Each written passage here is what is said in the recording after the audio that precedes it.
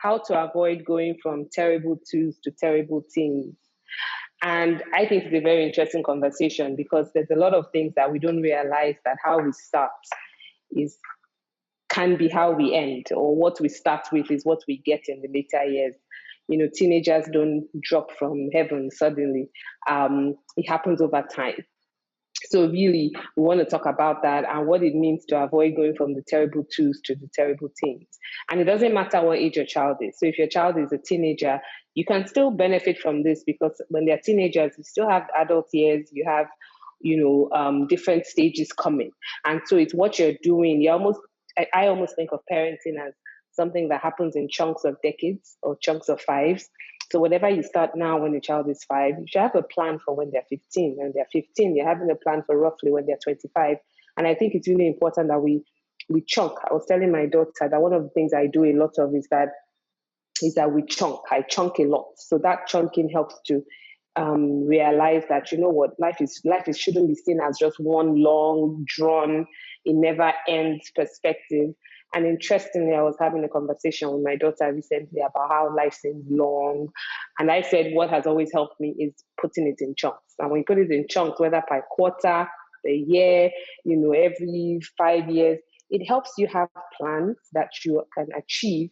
And for children as well, where life seems to be so long, or on the other hand, you have some that are only thinking about today, here and now, you can also help them to think about chunking their lives in periods of time. So when we have time for Q&A, it would be great if you have any questions. Think about the age range that your children currently are in. Think about, how far you have seen in terms of parenting and raising your children, and how far have you visualized or thought about what you're trying to achieve with each and every child.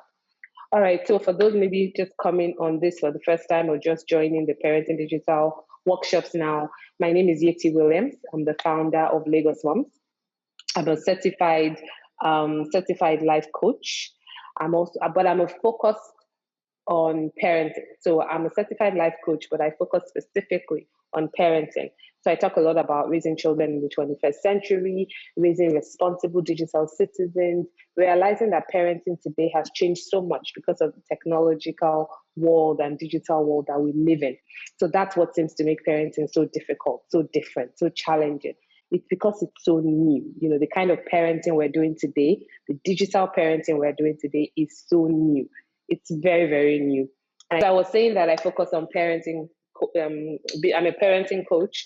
And also I have training in safeguarding and keeping children safe online. Safeguarding is something everybody needs, especially school environments. But keeping children safe online is a whole new skill set that we need to have. And as a parenting coach, that's something that I constantly upgrade on and ensure that we're aware about how we keep our children safe online based on what's happening. And lastly, I've trained as a cognitive behavioral therapist. So in terms of, how are we really thinking, and the fact that our brain is such an important machine. And when we as parents understand the importance of the brain and how children develop as well, you are able to realize that your role is so critical. I always say that parents are the most influential influencers in children's lives. However, if you leave that space open, that's when many times you see children being negatively impacted and swayed by all kinds of things happening in their environment.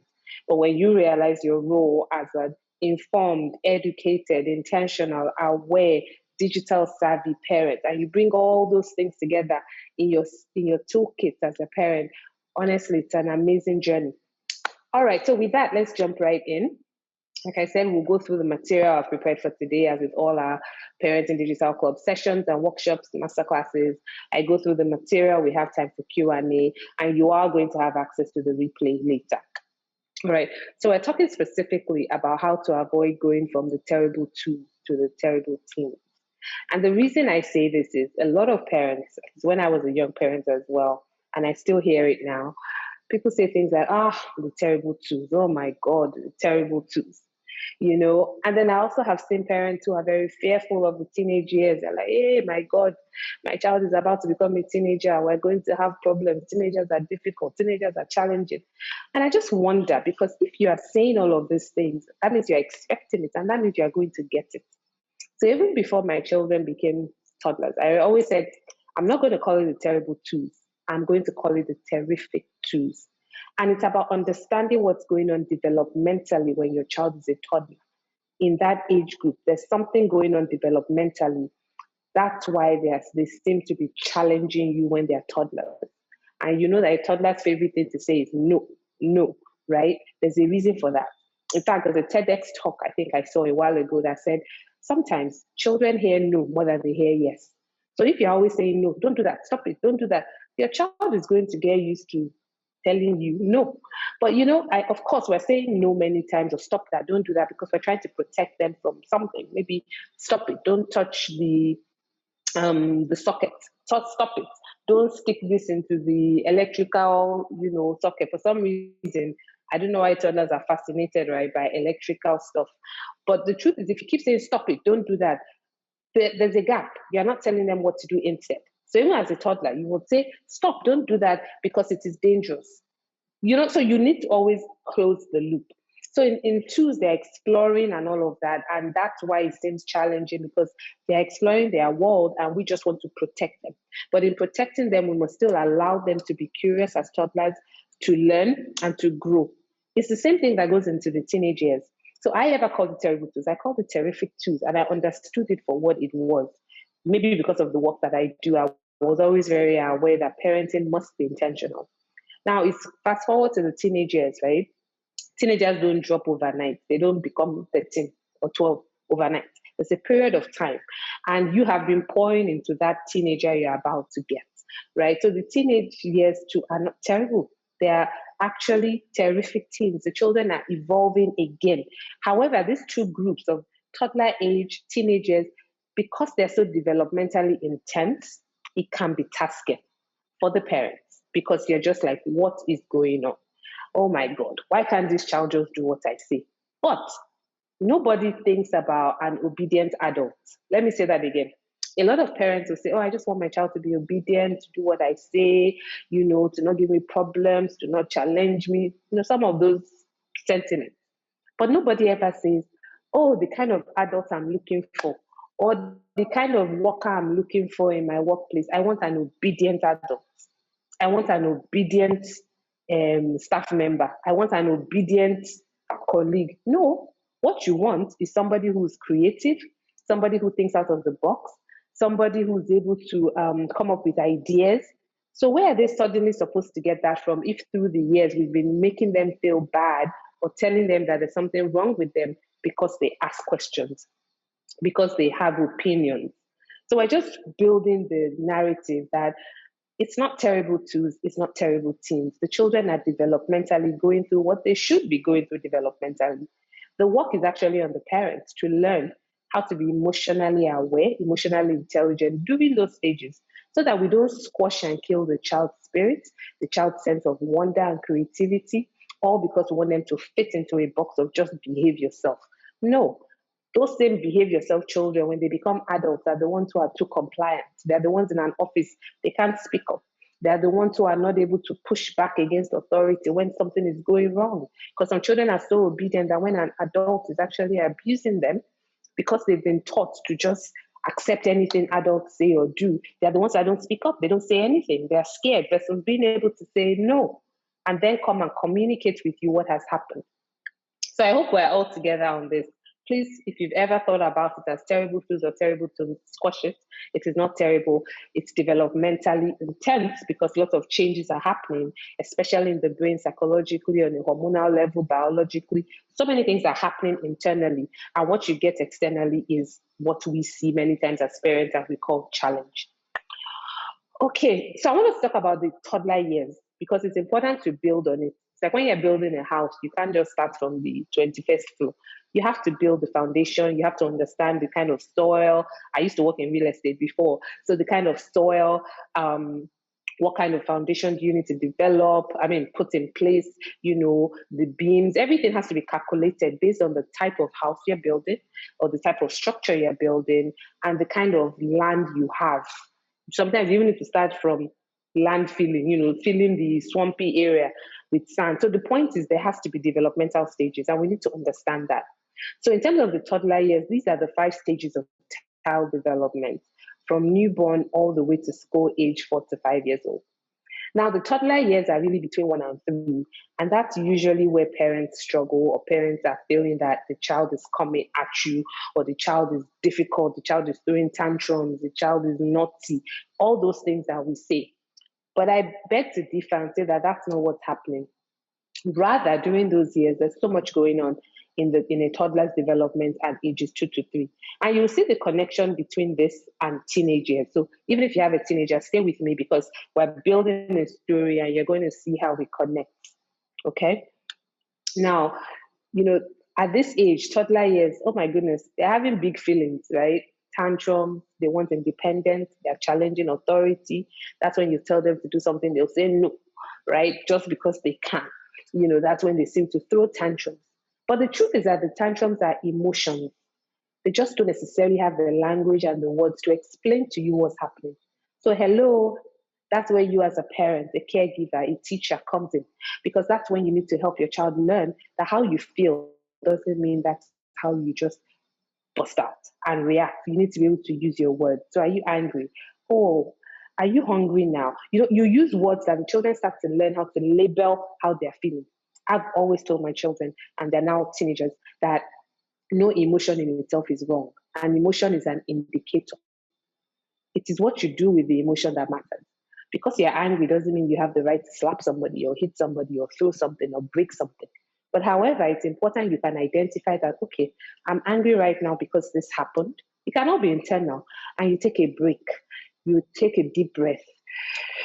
You figure out how to calm down. That's all emotional regulation. And the children are not going to learn that by default.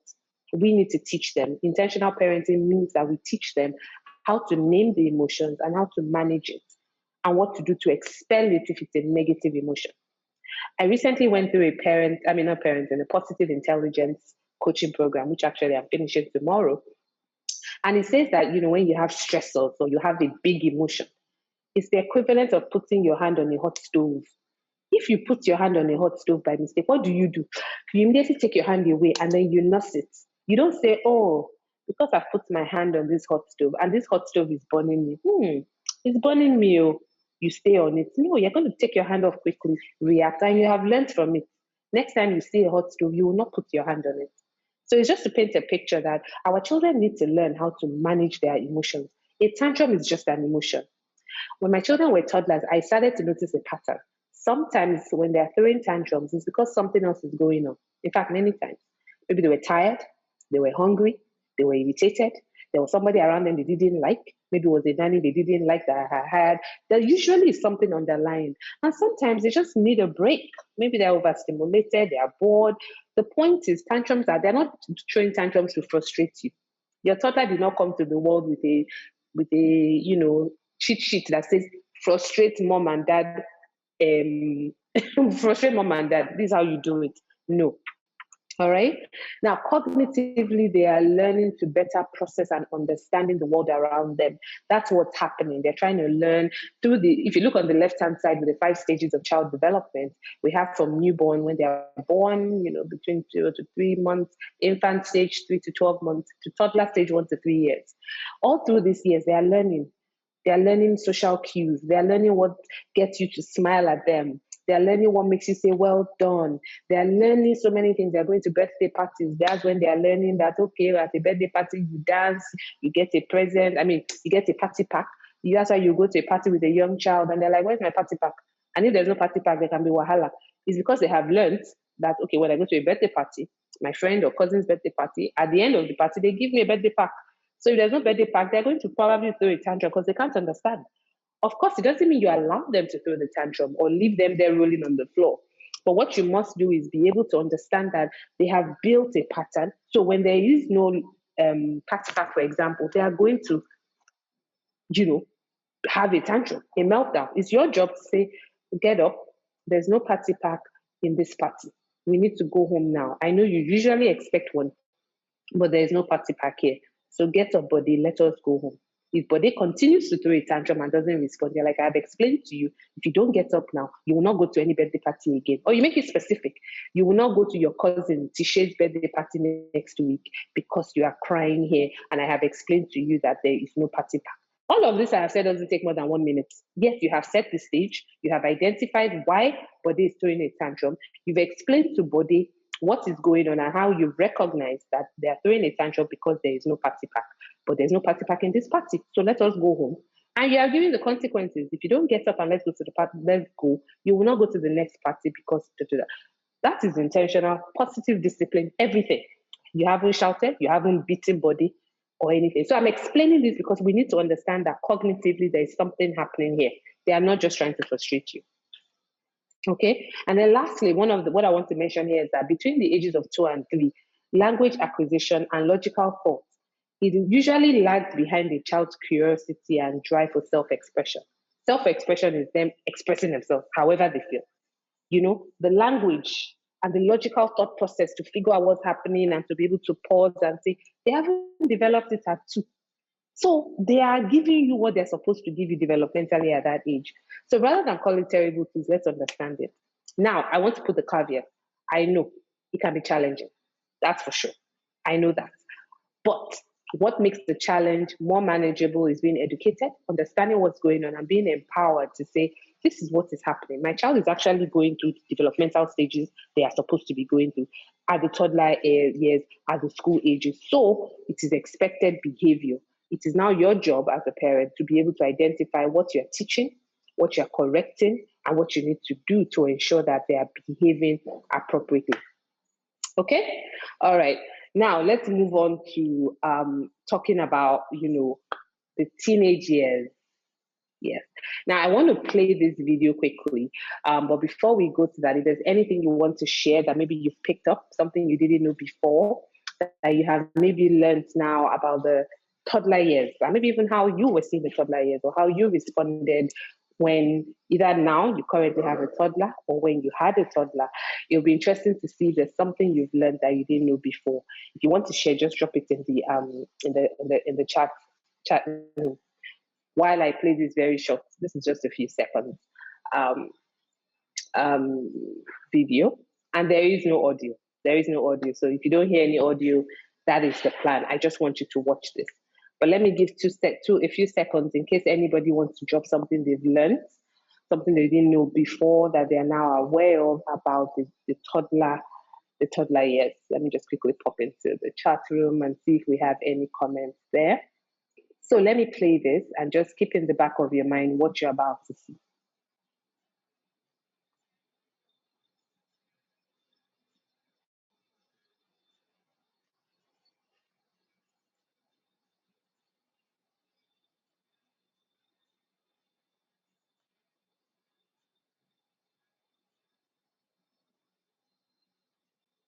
I'm going to play it again. Just watch. It's just 16 seconds. Just watch it again.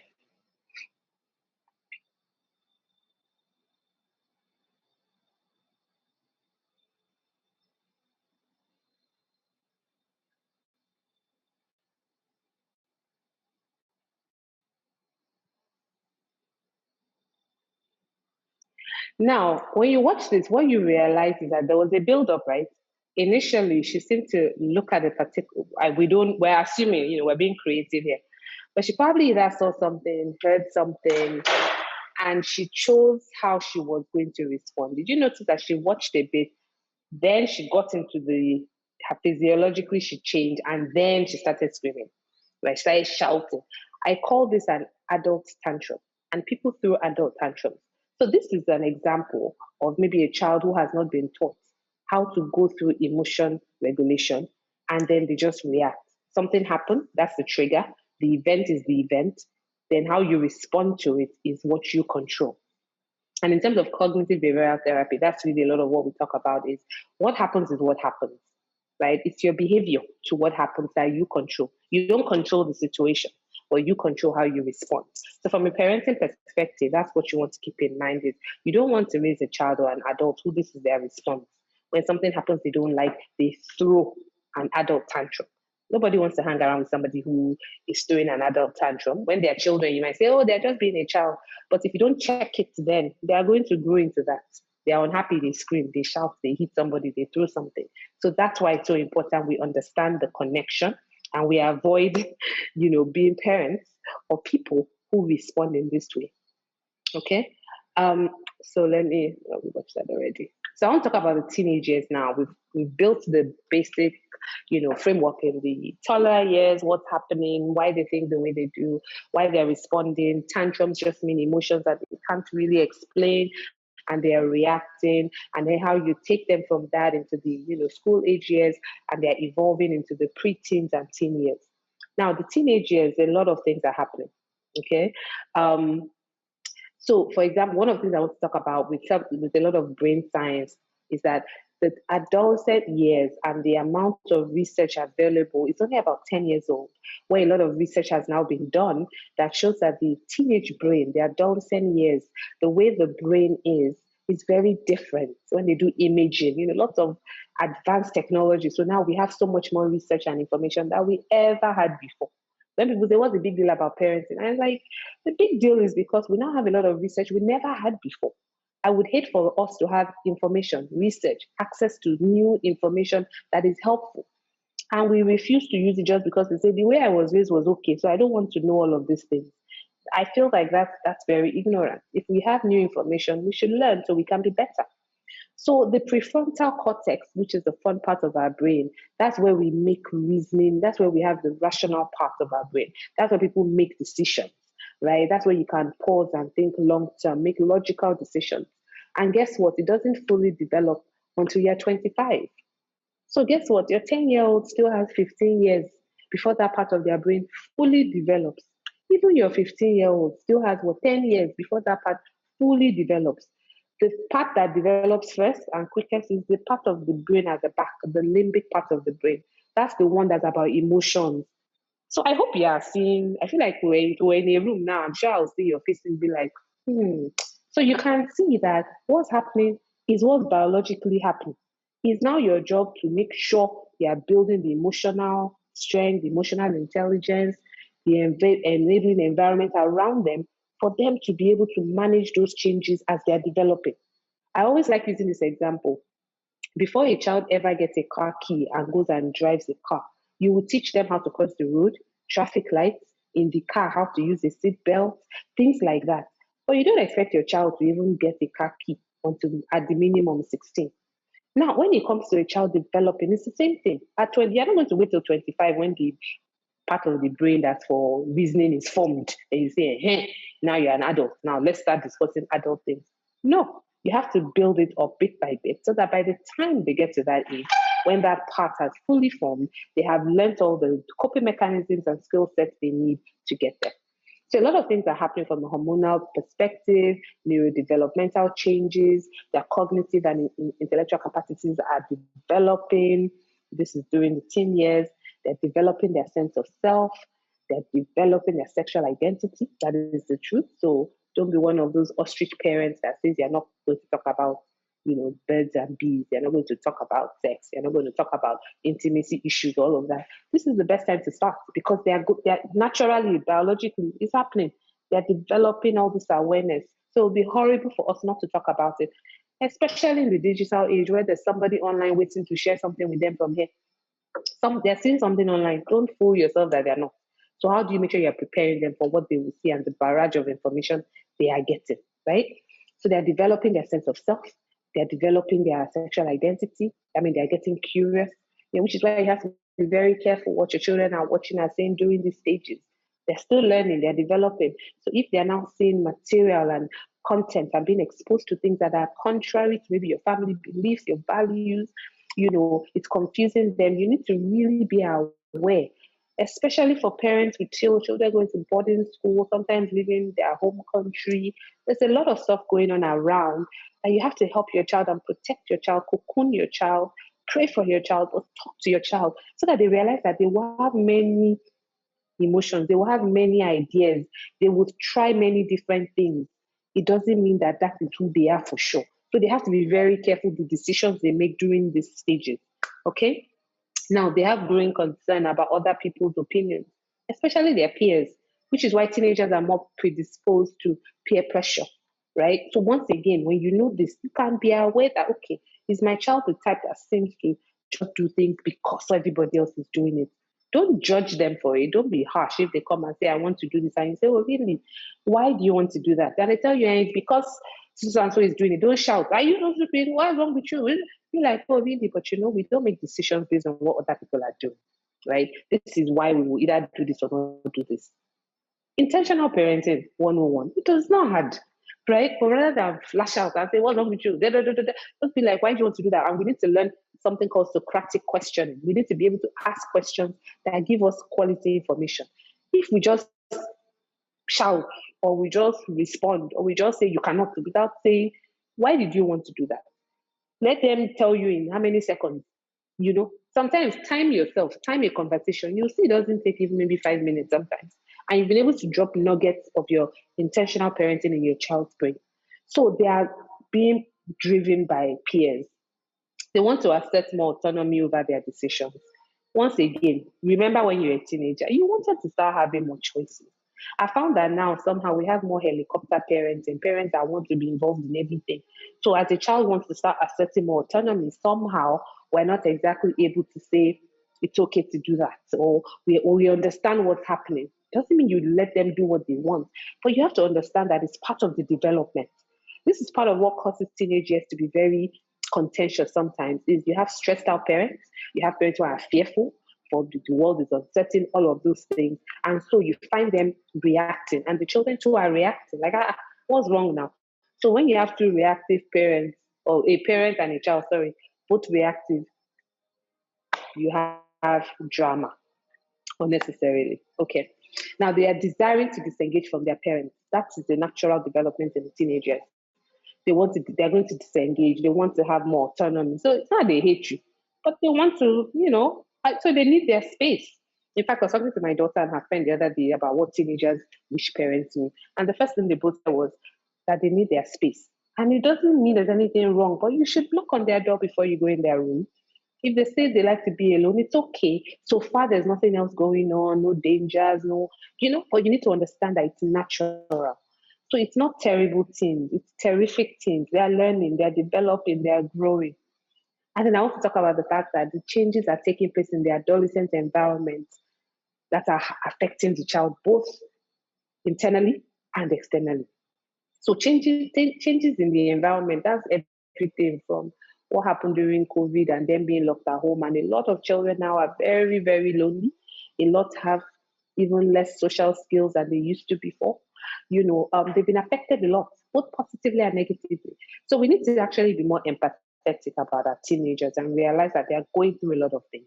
And they are going through a lot of things psychologically, internally, biologically, hormonally, neurodevelopmentally. Then you add the external forces as well, the uncertain world, the information they're always getting, being on screen time 24/7, seeing everybody else online, suffering from FOMO, right?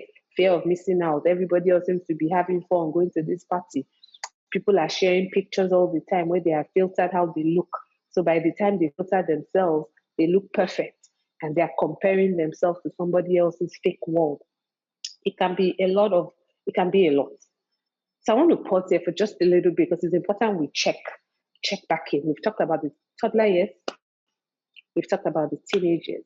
And one of the things that's common that I saw as I was doing a lot of research around this is one common denominator between the toddler years and the teenagers that can go from being terrific to terrible or terrible to terrific very quickly is the fact that they are both looking for independence. There's a desire for independence. So because there's a desire for independence, you are going to have some challenges by nature. Even when you're married as a spouse, you want your independence. Yes, you're married, and so you need to be in agreement on things. But sometimes you just feel like, why do I even have to always be telling you where I'm going, what I'm doing when I'm coming back? Right, that's for adults. So for children as well, they're developing, they're getting bigger, taller. Maybe your son's voice is breaking. Your daughter is becoming as tall as you. She looks like you. She can wear your clothes. So in their mind, they feel they're so grown. But you are here saying, I'm your parent, and da, da, da, da. So this is where parenting style comes in, understanding your child's love language, and all of those managing things. So remember, it's not terrible too. It's not terrible teens. They're just developmentally going through the changes that are expected at those ages. It is our job to ensure that we're able to give them what they need as an enabling environment, and building on top of that the skill sets they require and need to succeed in the future. So now let's move into intentional parenting. So now we're talking about intentional parenting. And one of the first things I want to start with is something very simple that a lot of people overlook, and is the importance of sleep. I talk about this sleep so much. My children are like, okay, mom, we've heard. But it's so important we realize that the amount of sleep our children get is critical. So whether you are in the toddler stage, you're in the teenage stage, we've ascertained something. Those two stages, there's a lot of development happening. There's a lot of development happening in all aspects, from the top of their head to the sole of their feet, internal, external, biological, emotions, everything. There's so much happening in both teenage stages and toddler stages, and all the way through. But if you look at it, between newborns and preschool, so between babies and 5, they need anywhere from 11 to 18 hours of sleep. Now, we all know newborns, there's even nothing to talk about there. They are going to be sleeping most times, right? But as they get older, they still need their sleep. Toddlers especially need their sleep because they're going through so many things, activities, they're thinking, they're moving around, they're having more emotions. Remember, bigger emotions. They actually need their sleep more than you think. You need to make sure they're napping. I remember when I had toddlers and they didn't nap, I would feel it. I used to make sure that napping was a critical part of their day. And if I knew for whatever reason the day was going to be such that maybe they wouldn't be able to nap, I would see how we can rearrange the day. Then preschool, they need 11 to 13 hours of sleep every night, 12, 24-hour period. School age, 10 to 11. Teenage ages, they need 8.5 to 9.5 hours. This even on the low end. I've seen some survey or some research now that says they themselves need up to 10 hours of sleep. But can you see the fact that children need this amount of hours of sleep as teenagers? Remember, there's a lot already going on in their bodies, in their minds, psychologically, and all of that. So if they don't get enough sleep, if they're sleep deprived, a lot of the risky behaviors, developmental challenges we see, defiance, comes from the fact that they are not well rested. So a child who's not well rested, a teenager who's not well rested, is likely to be more challenging, to be more risk seeking.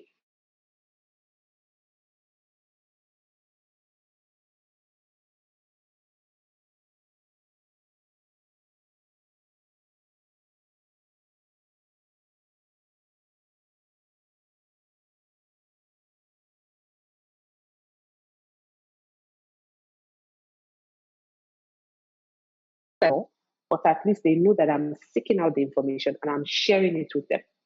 So if you need let's say 9 hours of sleep every night, walk backwards now. If you need to wake up at 6 a.m., let them do the calculation. If you have teenagers or even children from as young as 8, 9, they can do the calculation. How much sleep do you need? This is backed by science. So if you need to wake up at 6 a.m., please calculate how many hours sleep do you need and how can you going to get a good night's sleep. And good night's sleep here includes some of the things you as a parent need to do. And we're going to talk about that because when it comes to digital hygiene, we cannot ignore the place that making sure that they have a good quality sleep plays. They have to have good quality sleep. So the first thing is they cannot take their devices into their room. We'll talk about that. All right, so I want to say intentional parenting, you must start from a healthy development perspective and think about the amount of sleep your children are getting. And if you don't know for sure, do an audit for the next few days or so. Well, holiday today, tomorrow, public holiday in Lagos, in Nigeria right now. But just spend some time as they are on holiday too, especially this summer period. Don't say because they're on holiday, all these rules go out the window. You can be a bit more lenient. Maybe they sleep an hour or two later, but you can't let them stay up all night, for example. So do an audit. How many hours of sleep are you all getting? Even as a family, you'll be amazed to see what it is, right? And then now we're going to talk about, if you think about this box as your child's brain, and we're trying to move from the rubbish side, which is the terrible tools or terrible teens idea, and we want to move to the idea side, the idea stage, the part where we're talking about what we actually need to ensure that this brain is getting the development that it needs to grow in the way that it goes, and to ensure that the learning objective of this masterclass today is to say it's not terrible. There's no point labeling it as terrible tools or terrible teens. What it is terrific. They are developing, they are growing, they are doing what they're meant to be doing. These are what you call milestones. If a child does everything you want them to do without question, hello, I will be concerned. If you have a school age child, a teenager, and they're so compliant, there's a bit of a problem. There's something somewhere going on. That they're pretending, there's something developmentally, they're fearful, they're scared. Your parenting style has made them so scared that they don't even want to talk. You need to ask what exactly is happening. But we're moving from the rubbish idea of dropping rubbish in their brains from what they are watching, what they are eating, what they are hearing, what they are doing, how you are parenting them, the words they are using, to the other side of, okay, what are the good ideas we're going to put in their brains? What are they consuming? Are they watching the right thing? Do they have the right friends in their life? Is the home enabling enough to ensure that my children's brain is developing positively? So that's the idea, and that's what we'll use the next few minutes for. And then if we have questions, we'll take that as well. Okay? So let's talk about 9 things parents can do to be more intentional. So this is where we're going to spend our next segment of this. It's 9 things parents can do to be more intentional. To avoid what? Talking about terribles to talking about terrific. Number 1 is be present. You have to be present. You cannot say that you're so busy, you're hustling, you're making all the money for them and you are not present, you are not there. You have to make the time to be there. Quality time is important. I'm not saying you need 3 hours a day. Even 10, 15 minutes of quality time is better than nothing. And some parents sometimes are even with the children in the room, but everybody's in their own world on their devices. That's not quality time. So you have to be present. That presence is what your children need, your presence more than your presence. I don't know if you've ever heard that before. They need your presence more than your presence. Most children are going to remember how you made them feel. You listen to them, you help them develop, what dad always said, what mom always said, how they made me feel, how they took time for me. Yes, you paid the bill, they will appreciate you for good schools and good clothes and all of that. But what they really remember, what they carry is not whether or not they had iPhone 6 so when they were 5. Is the relationship you have. So please be present. This is actually a building block of everything. As a toddler, teenage years, middle, adult, your role starts to change. When they're very young, you are more like the decision maker. But as they get older, you become more of a coach. You identify their strengths and weaknesses. But you can only identify all of those things and develop with them if you are present. Okay? Then I want us to talk about building emotional intelligence. That's something parents have to do to be more intentional. Build emotional intelligence first from yourself before you can teach anybody else. I won't even say parents cannot give what they don't have. I will say you cannot give what you don't know. If you don't know, for example, that emotional intelligence is something that's a skill set that can be learned at any point. So if you're 60 and this is the first time you've ever been aware that there's something called emotional intelligence, guess what? You can build it. Maybe you cannot go and become a math whiz. Even if you want to, you can. But this emotional intelligence, it doesn't finish you. Anybody can learn it. So you want to build emotional intelligence, but first it starts with you. How do you respond? Do you know your triggers? When you are angry, what do you do? How do you respond? Are you guilty of throwing adult tantrums, but then you're saying your children are throwing children tantrums and you're shouting? But you haven't developed the emotional intelligence to be aware that if you're stressed, it's not the time to speak out. If you're angry, it's not your child that caused your anger. If you just spend 10 hours in traffic, yes, it's frustrating, but hello, it's not your people in the house that caused it. So don't come home and start shouting and throwing things around. And, so we have to be emotionally intelligent ourselves first. Then we can start to teach our children. Why are you angry? What's going on? Why are you frowning? They didn't tell you why they're frowning. I say, come on, wipe that frown off your face. That has not, why? Don't you frown? So let's be aware. Okay, why are you angry right now? What upset you? Ask them. Then if they now respond to you rudely or they don't answer or they storm off, then hey, you deal with that behavior. But don't assume that because they're frowning, don't just come from a place of you cannot frown. Why not? Anybody can have a range of emotions. I actually went through a wheel once with my son about all the emotions. There are about 9 of them or so. Each one. And we talked about different scenarios when he felt each one and talked about it. So they have to know, they have to have the narrative, the words, but we are the ones that teach them. All right. Then next thing is device-free periods. I know we're in the tech world. I know everybody has devices, smartphone, tablets, computer, laptop. There are so many things we can use to be connected. But we need device-free periods in our homes as a family. One that I recommend is dinner time. If you're able to have dinner as a family, whether it's once a week, every day, once a weekend, whatever it is, try and have device free periods in your house. Prayer time, let it be device free. This is the time to maybe even pick up actual physical Bible if you have a Christian. So, let's reduce so much using devices all the time. Because our children, for them to learn the language, for them to learn how to communicate, body language, building social skills, all of those, we need to have more device free periods in our daily living. Okay, so that's one that's really important, especially from the teenage years, because the habits they pick early is what they will grow with. If you have a child who's addicted to iPads by 2, 3 years old, it will be very difficult when they are 10 to start saying, you have common entrance, so drop your device. They've gotten used to being on it all the time. Okay, but you also have to be intentional when you tell them do not be on your device. What is the alternative? I find that sometimes for parents, because we don't know what the alternative is, that's what we just leave them. That well, at least they're on their device, they are learning something. Then we try to put everything under they are learning something. Do you know what they are learning? Are you watching it with them? Okay.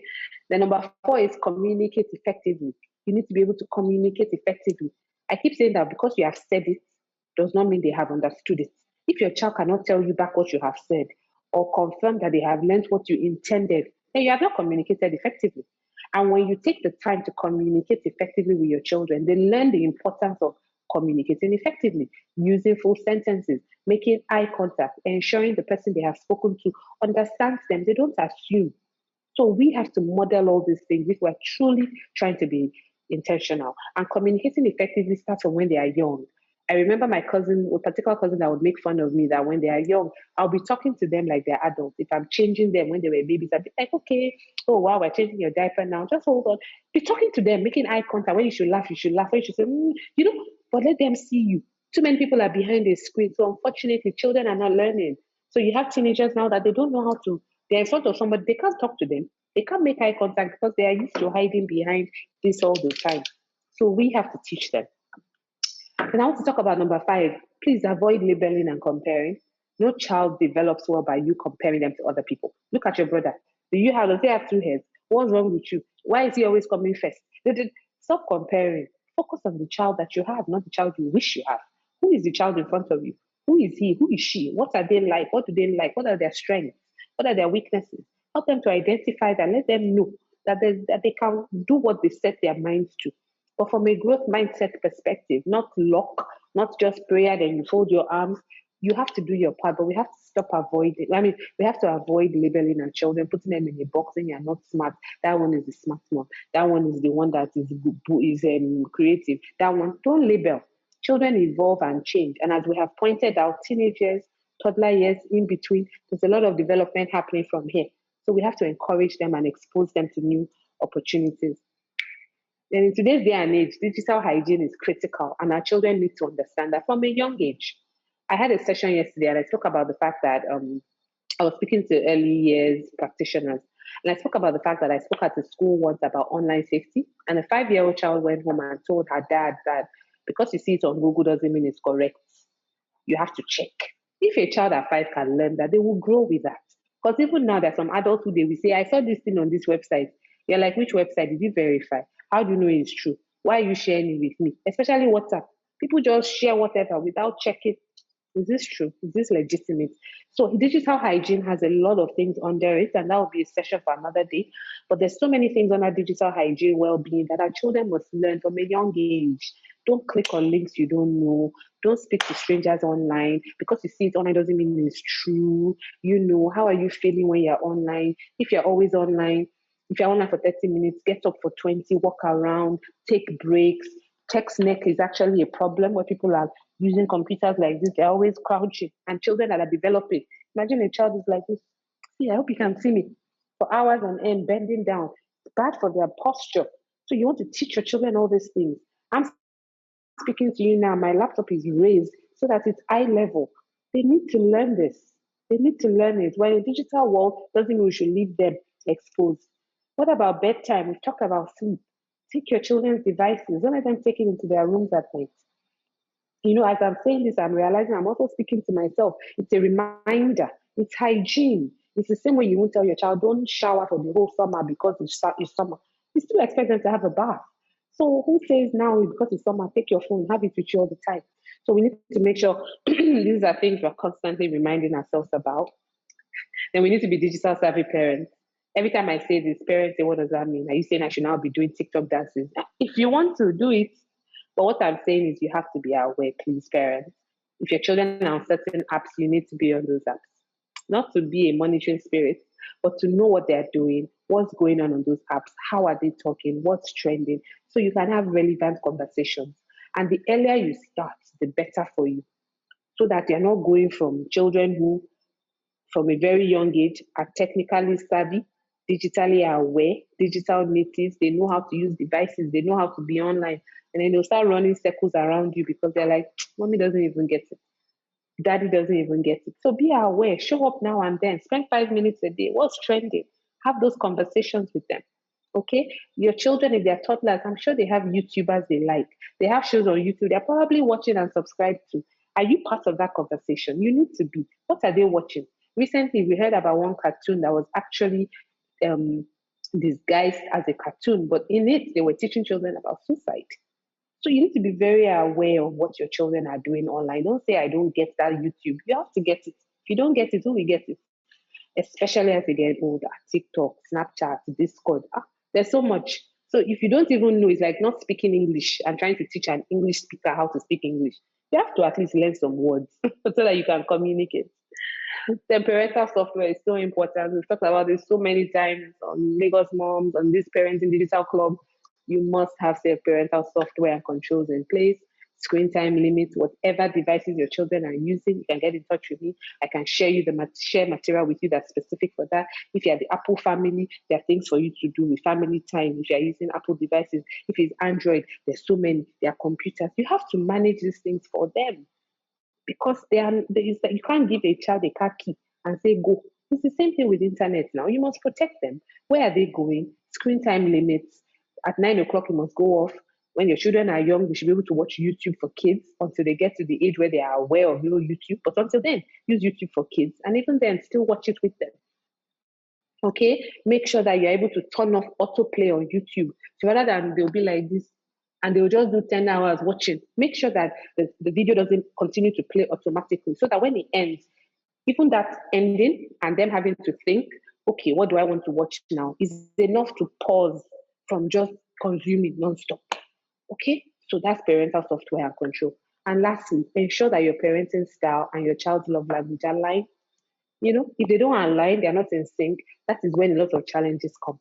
So from when they're toddlers, do they like hugs?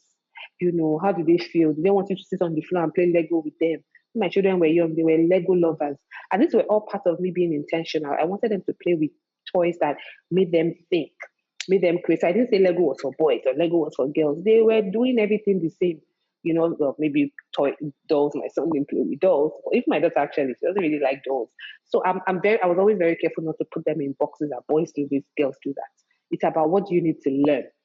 Your brains are the same to a large extent. Before we talk about biology, we know some things are different in boys and girls. We know that. But fundamentally, the capacity and ability our brains have are the same. So don't limit your children. So make sure that you understand your child's love language. How do they learn? What do they like to do? Then make sure that your parenting style matches that.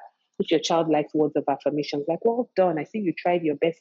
It's not about whether they got an A or C on their exam, but they tried their best. You saw they studied. Give them praise for the effort, not the outcome only. Give them praise for the effort. Well done. I see how hard you've been studying on that. Really good job. Right? If your child's love language is words of affirmation, they need to hear things like that from you. Well done. I'm proud of you. Do you need any help? You have to make sure you're aligned. So I'll just summarize again on the 9 things parents can do to be more intentional. And this goes from the teenage years all the way up to adult years, from toddler years to teenage years. It's a whole spectrum because parenting changes. At the beginning, you're the one making decisions, but you have to do it with relationship.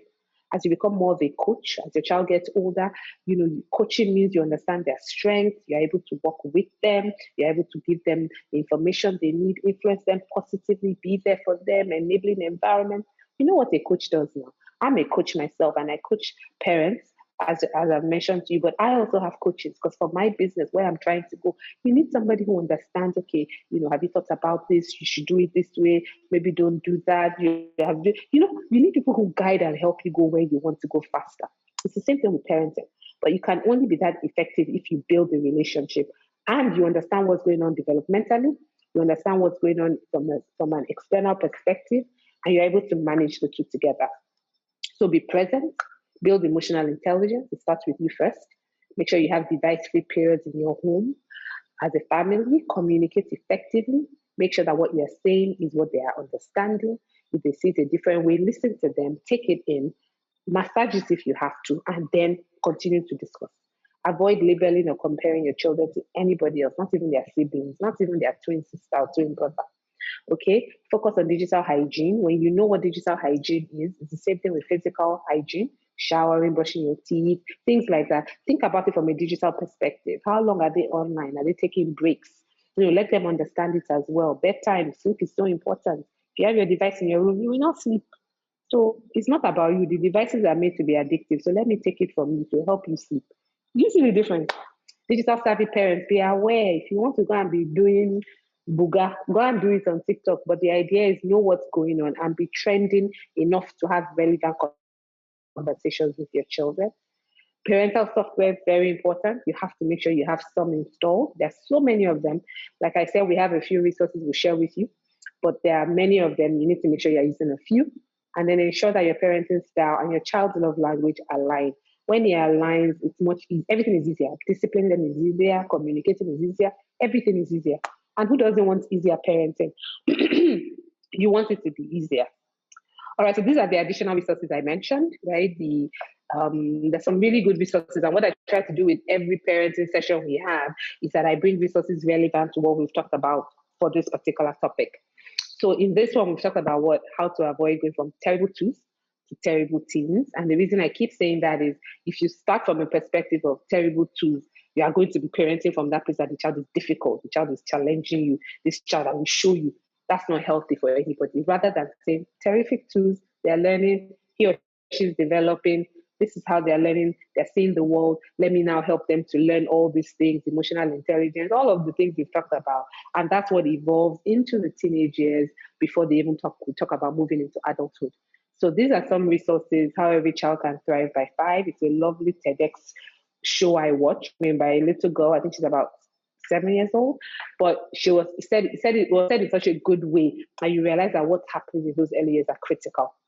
Then the next link is parental control software. There are many, but this is one particular one I've used for a long time with the children. It's called Custodio. If you click on it, it will take you to the website and it will show you what you can do with it. You can put screen time, you can limit porn, limit gambling, limit violence. You can put all those things that it should block those from your children's devices.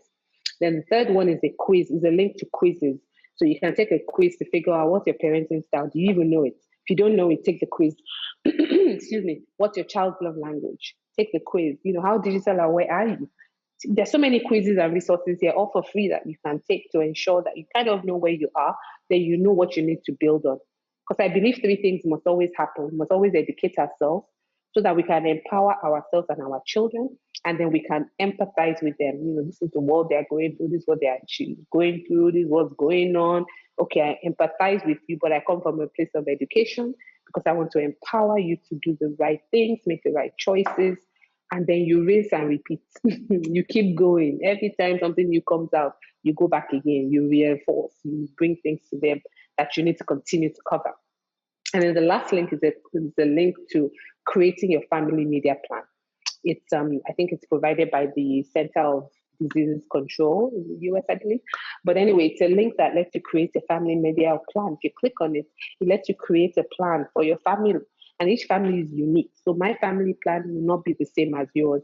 But at least when you start being aware of what is important, some screen time limits, dinner without devices, not being distracted, it's much easier to actually have a plan and to try to follow that plan. Even if not 100%, at least 50%, 80%, you will continue to get better and better at it.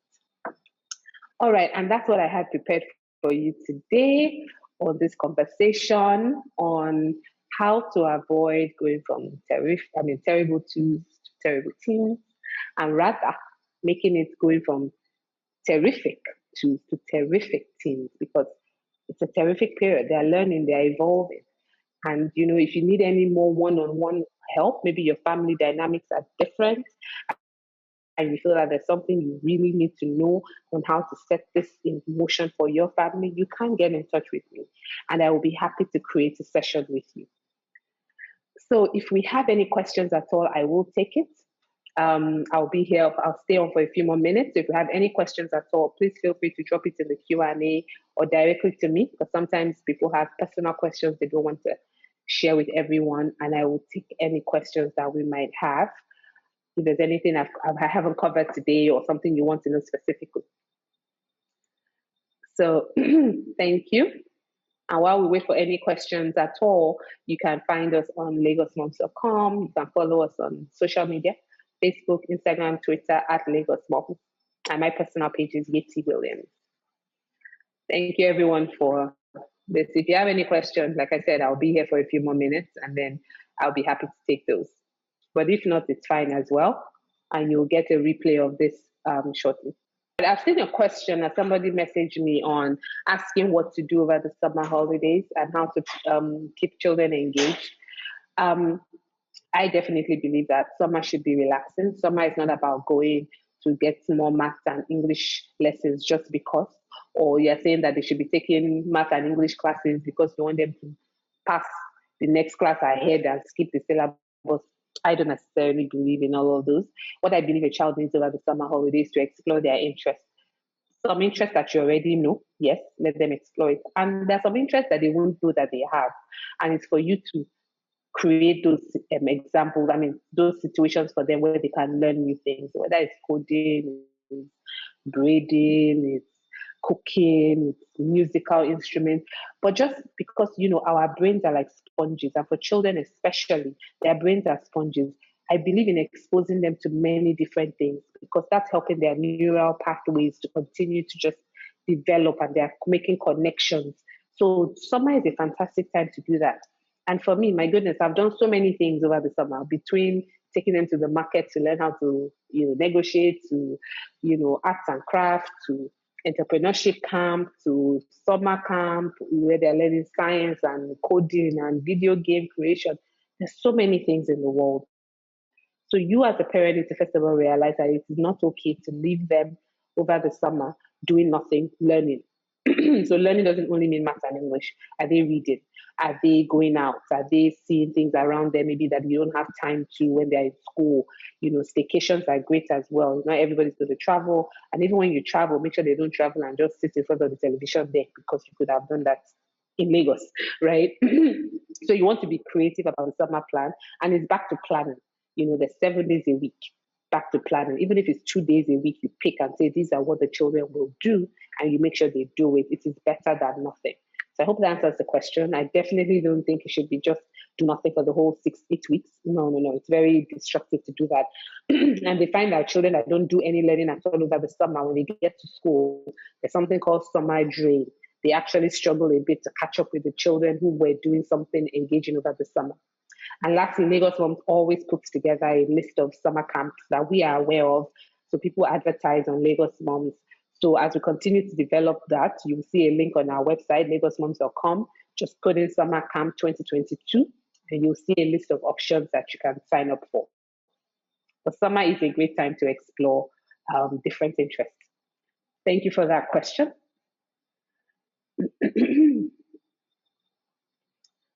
Okay. So thank you to everyone that joined today. As always, if you're part of the club, we have our WhatsApp chat room that you can participate in, and you can ask any questions that might come up, because this is a lot of information, I know, but after you review it or listen again or check your notes, some things might come up. And what I would advise is you take at least 1 or 2 things away that you are going to implement. So it's not just education for the sake of it, but I really want you to think, what are the 1 or 2 things I'm going to implement? So whether your child's a toddler, in between, a teenager, or even older, think about the fact that what you call that developmental stage is so important. How you see it is so important.